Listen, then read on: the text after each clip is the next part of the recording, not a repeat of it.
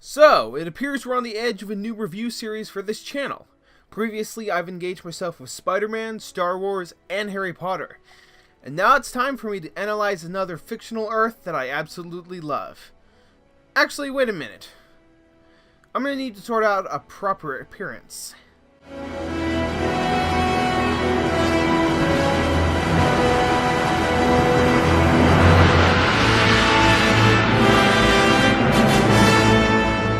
For the next month, I'm going to immerse myself in the world of JRR Tolkien and deliver you reviews and analysis on all of the adaptations that have emanated from his works. I'm going to start off in my introductory video with brief reviews of the two books that have most often been translated to screen. I would also review the Silmarillion and all 12 volumes of the history of Middle-earth, as I do own them, or at least my brother does.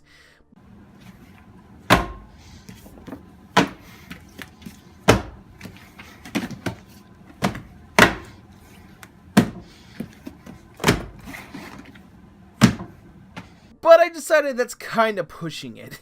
So instead, I'll talk about the two most well-known works of Tolkien. The Hobbit. The Hobbit to me has always been the quintessential adventure story. I started off being read it by my dad when I was a kid. So it's basically been integrated into my brain at a young age. You could argue it has problems such as the mass of characterless doors or the elongated ending with the bizarre resolutions to plot set up over the entire story, but I can't really say any of it bothers me personally. I love every single thing about this book. It's funny, charming, and it just feels right. It's basically integrated into my genetic code. Whenever I grab a copy and lay down on a cold winter night to read it, I don't feel like anything else in the world can make me so infectiously happy. The Hobbit, without a doubt, is amazing. Like the other novel I'll mention, the major plot points I'll dig into with my reviews of the future adaptations. But for now, I'll give The Hobbit book an 11 out of 10.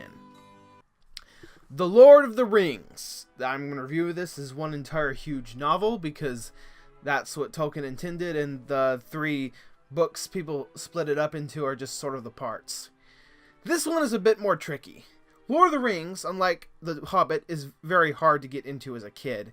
After loving everything about The Hobbit, I had several false starts on finishing this huge wreck of a novel.